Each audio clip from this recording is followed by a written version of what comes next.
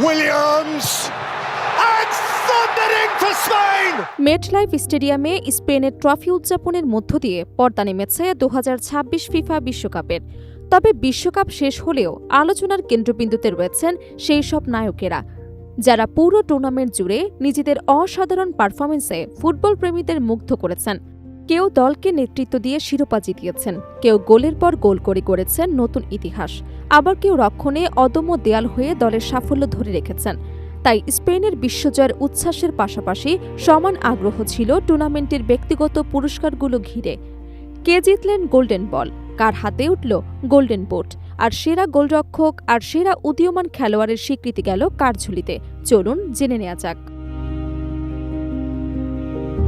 2026 FIFA বিশ্বকাপ শেষ হবার পর আনুষ্ঠানিকভাবে ঘোষণা করা হয়েছে টুর্নামেন্টের সব ব্যক্তিগত এবং বিশেষ পুরস্কারের বিজয়ীদের নাম।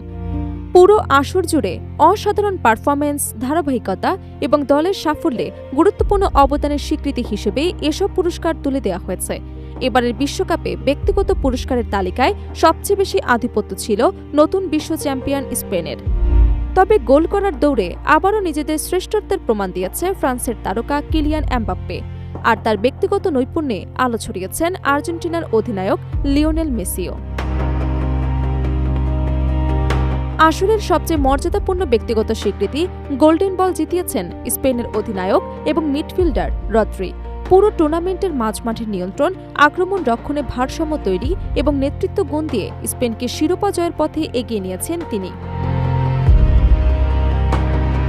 গুরুত্বপূর্ণ ম্যাচগুলোতে তার স্থবিরতা এবং কৌশলগত ভূমিকা স্পেনের সাফল্যের অন্যতম ভিত্তি ছিল। এই অসাধারণ পারফরমেন্সের স্বীকৃতি হিসেবে টুর্নামেন্ট সেরা খেলোয়াড়দের পুরস্কার ওঠে তার হাতে।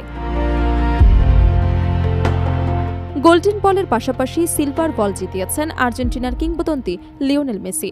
শিরোপা ধরে রাখার স্বপ্ন পূরণ না হলেও পুরো আসরে অভিজ্ঞতা, নেতৃত্ব এবং সৃজনশীল ফুটবলে তিনি আবারও নিজের শ্রেণী প্রমাণ করেছেন।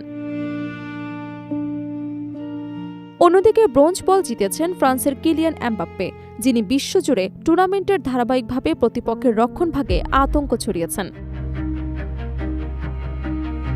গোল করার লড়াইয়ে অবশ্য সবার উপরে ছিলেন এমবাপ্পেই। 8 ম্যাচে 10 গোল করে তিনি জিতে নিয়েছেন গোল্ডেন বুট। এর মাধ্যমে বিশ্বকাপ ইতিহাসে টানা 2 আসরের সর্বোচ্চ গোলদাতা হবার বিরল কীর্তি করেছেন এই ফরাসি ফরোয়ার্ড।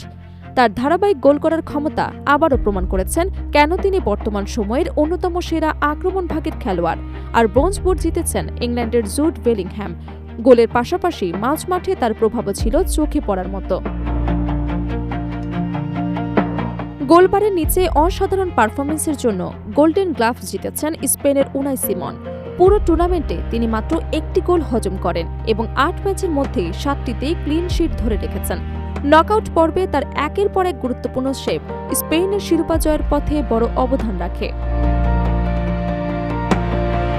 এবারের বিশ্বকাপে তরুণদের মধ্যে সবচেয়ে বেশি প্রশংসা করেছেন স্পেনের 19 বছর বয়সী সেন্টার ব্যাক পাও কুবার্সি। রক্ষণে অসাধারণ পরিপক্কতা, আত্মবিশ্বাস এবং বড় ম্যাচের চাপ সামলানোর দক্ষতার জন্য তিনি জিতে নিয়েছেন সেরা তরুণ খেলোয়াড়ের পুরস্কার। অল্প বয়সেই তার এমন পারফরমেন্স ফুটবল বিশ্বে নতুন এক তারকার আগমনের বার্তা দিয়েছে।